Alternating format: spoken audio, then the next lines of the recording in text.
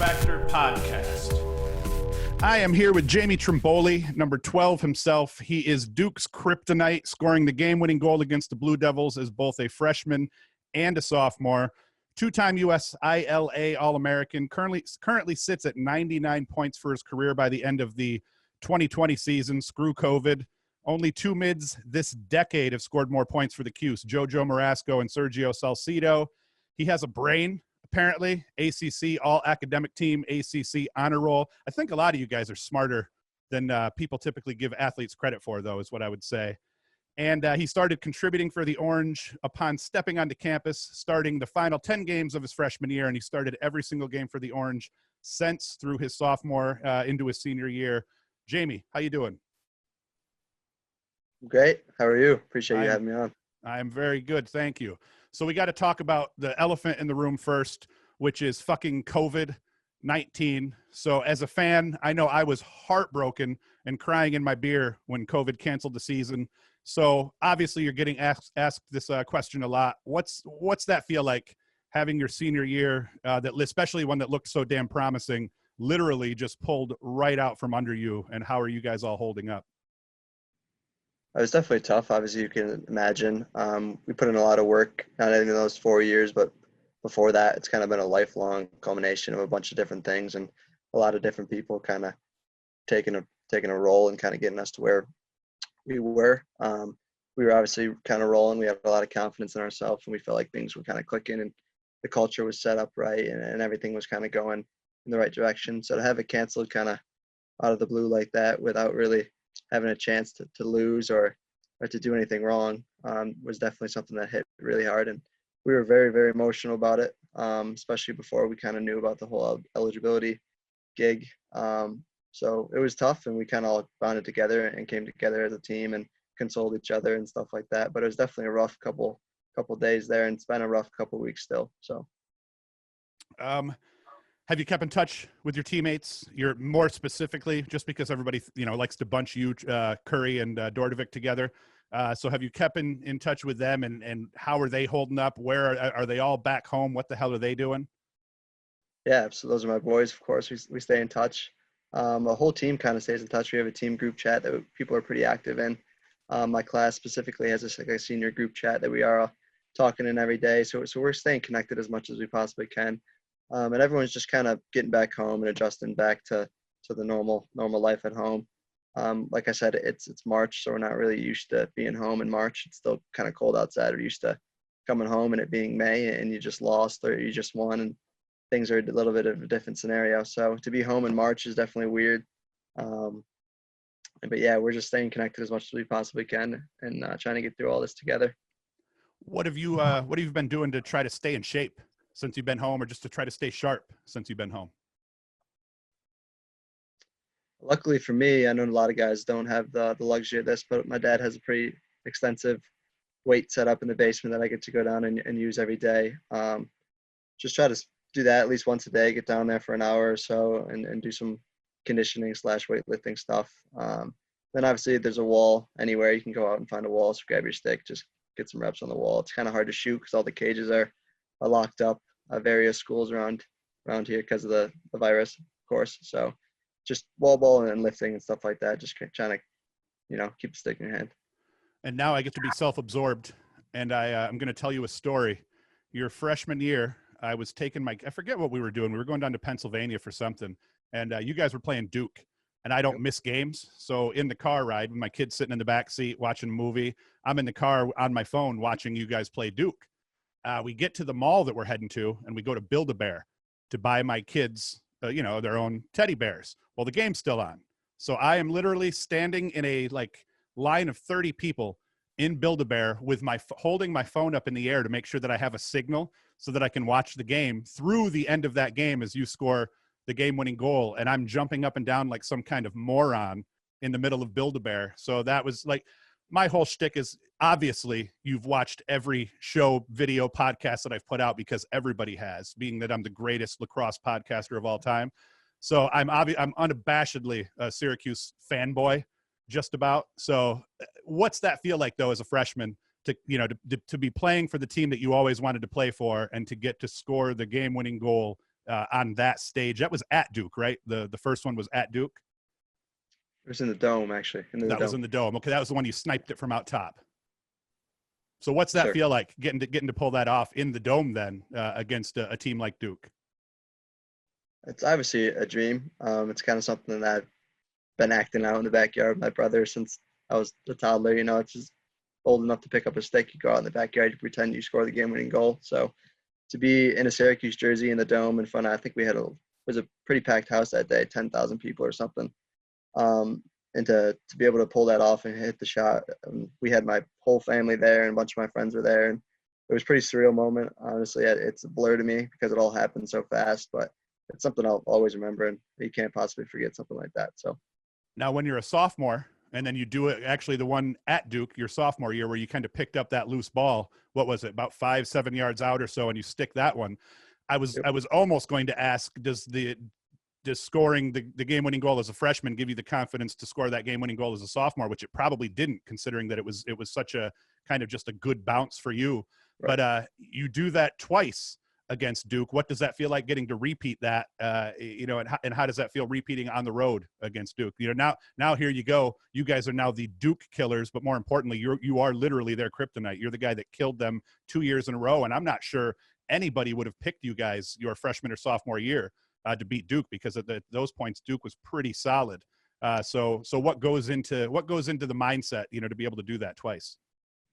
Right. The second year was kind of just the right place, right time thing. I don't really give myself too much credit for that one because it just happened. The ball fell right in my lap and I kind of picked it up and scored from point blank. So, but that one means more to me than the first one, because that game was our sophomore year. We were not the best team around. We were really struggling, and we all played a great team game that day, and that kind of felt like a momentum shift for our season that sophomore year. So to be able to go into Durham and pull off a win as huge underdogs against a great Duke team.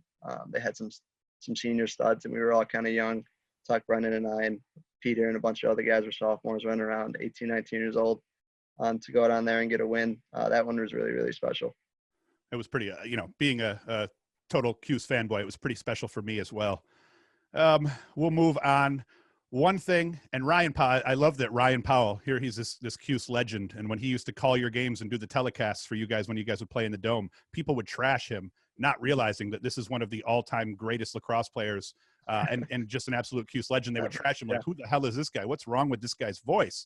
But one thing he always talked about in the telecast was that he wanted you to improve your shooting percentage. And of all the people this year that I've seen improve, especially in terms of their shooting, you jumped from 24% last year as a junior, and you were shooting 47.2% so far over the course of the first 5 games as a sophomore. So this leads me, I got a bunch of people that want me to ask you some questions. So the first question coming from my lacrosse wife, my longtime assistant coach at Broome when I coached there for 6 years, Corey Bellin. And the question, and I quote, when he is doing his individual workouts at home, on average, how many shots does he take a day? His shot was good when he was a freshman. This year you were deadly. Was that due to the work you put in alone, or something to do with the coaching change and that offensive scheme changing up a little bit? It's a combination of a lot of things. Like you said, Ryan Powell he's pretty brutal to me when I was a young player out there. He's pretty critical of me, and I honestly took that to heart. I respect everything that he did for me, because he kind of set me straight. He was right 100%. I was pretty inaccurate, taking stupid shots. My selection in shots wasn't the best. So he kind of made me aware of that early on in my career. So the past 2 years, I've kind of been working on that on my own and with some guys on the team. We go out frequently throughout the week before class or after practice, and we take a bunch of shots. We set up piles of 10, and just kind of switch back and forth from a variety of different angles, different places on the field. So yeah, I've kind of transitioned from being a low to high shooter to kind of high to low overhand type guy that can hit the low corners or the high corners if you need to. So when you kind of shoot low to high, as Ryan used to tell me, and he would be pretty critical, like I said, it's either going to go in, it's going to be a turnover. But when you shoot low or for the hips overhand, you can miss wide, it could bounce, you get the back up, you get the ball back. It's not necessarily a turnover every time. So that kind of really opened my eyes and made me transition to a more efficient kind of style of shooting. So yeah, we just go out, me, Lipka, a bunch of the other midfielders, Tuck, Brendan, we love to go out and shoot, and it's just kind of continual repetitions with the the right mechanics and stuff like that, that'll add up over time and end up being successful. So your pops tells me that you've always wanted to play for the Cuse, or at least like later when as you started getting through high school, you did.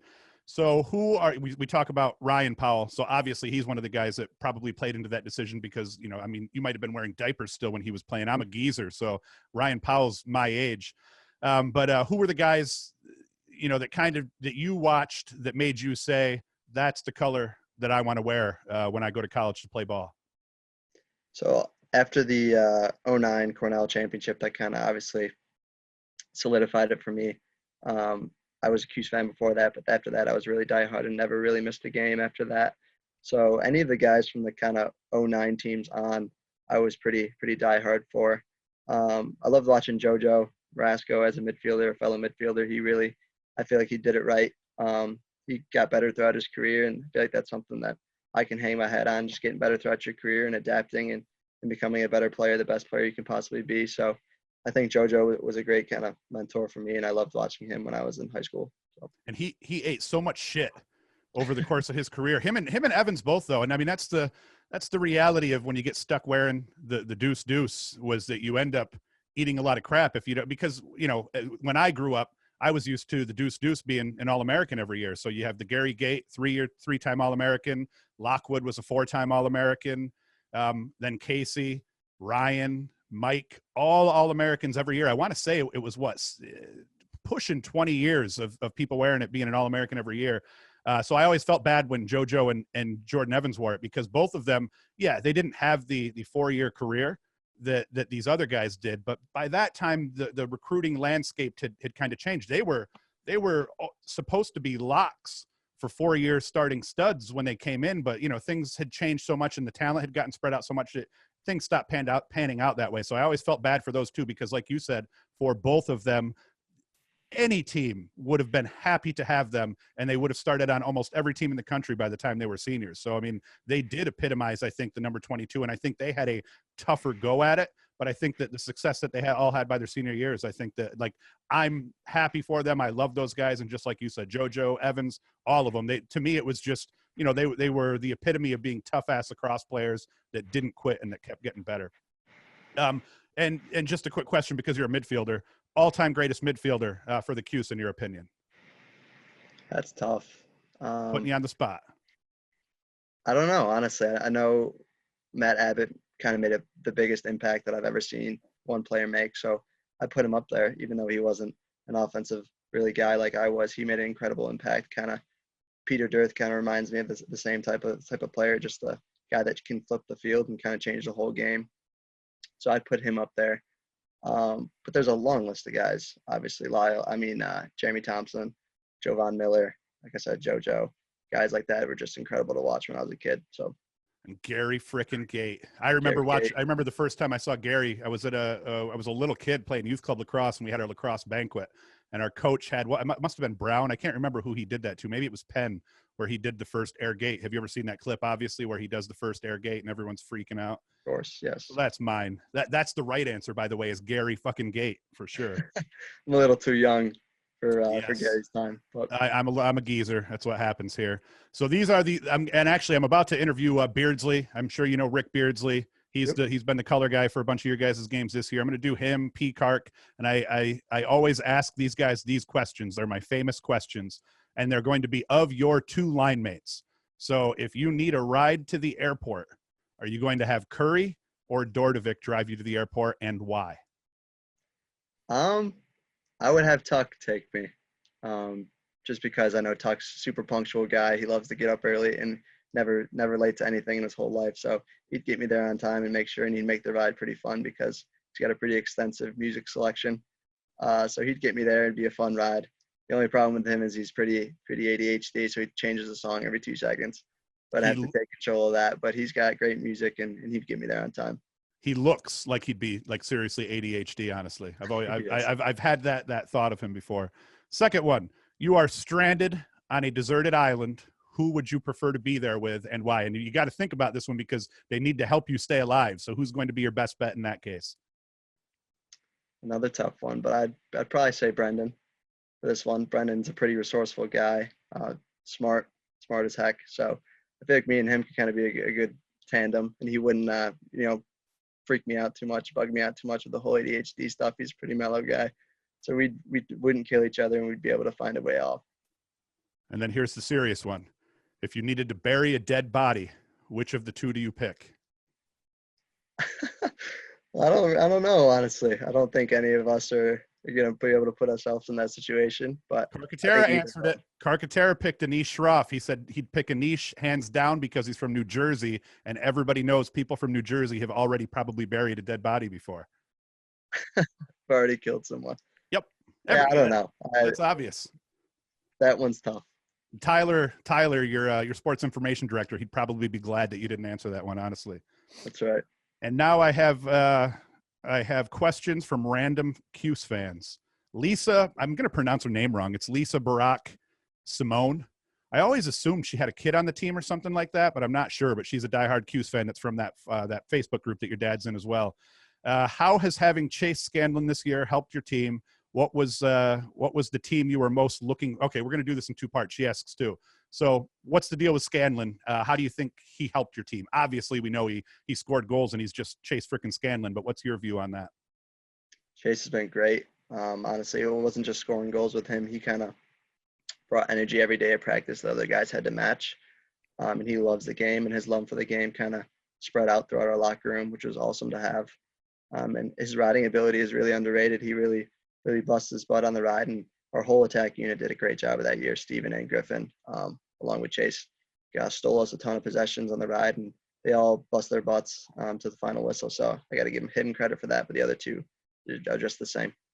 And Cook, he may not have put up the points that people thought he would, but he was an absolute savage in that riding game. That kid, he was just a spark plug all over the place. I loved seeing that. One thing about Scanlan, he seems to be he has the demeanor of somebody who's kind of quiet on the field, but I've heard that he chirps. So I mean, is he one of those guys that's just quietly chirping people on the field, or is he a quiet, confident player and he doesn't get into too much trash talking? He doesn't yap too much to other guys on the other team. I haven't really noticed that at all, but he definitely is more quiet, more reserved, just focuses on what he needs to do.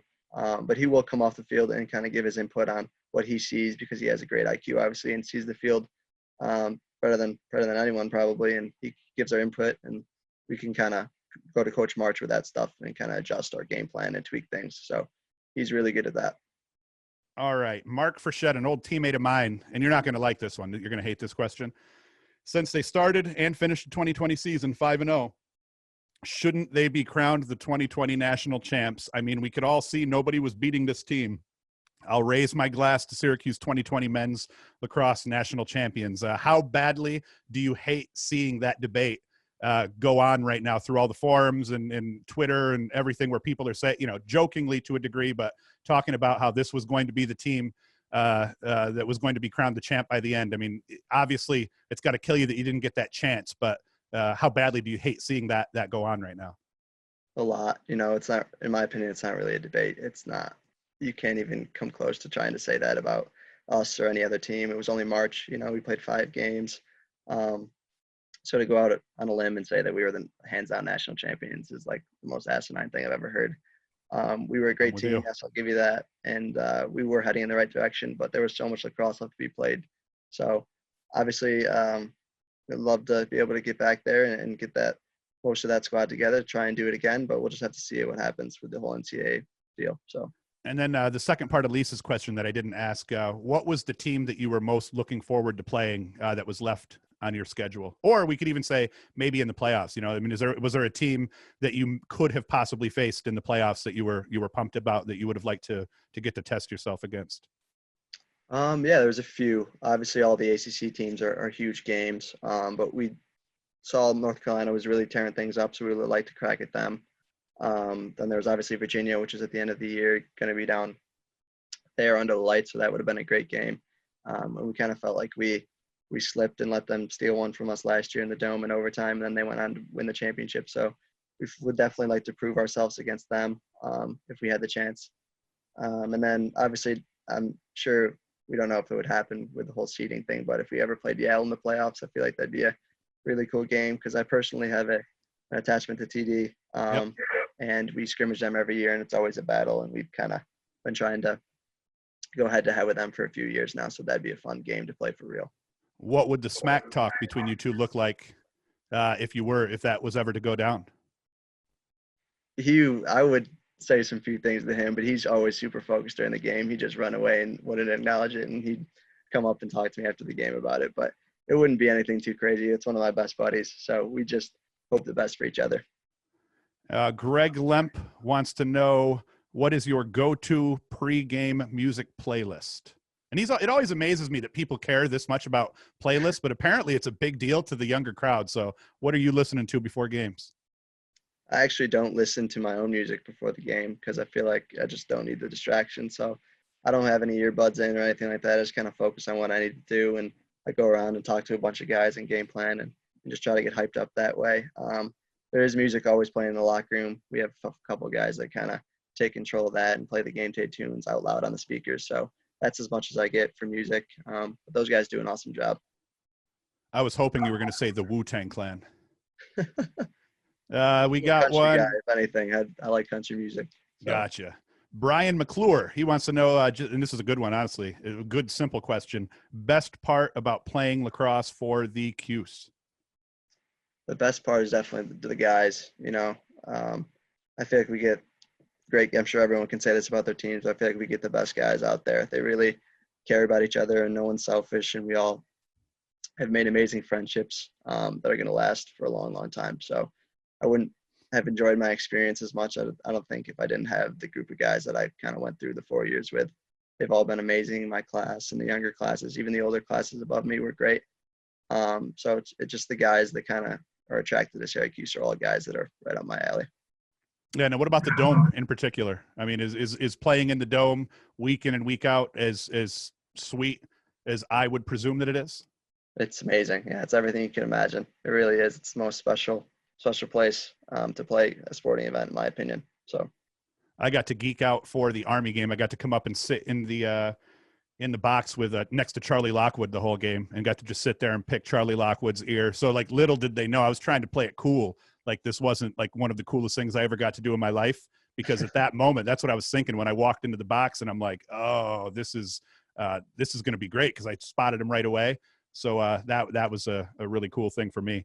And this is a weird question, but it's probably from a younger person. Hunter Perner wants to know what your stick is like, but you're at your girlfriend's house, so I presume you don't have your stick with you right now. But I'm guessing he's wondering what's the pocket look like? You got some whip on it. Is it a weak pocket? I used to have like a big fishnet in my stick when I was a kid.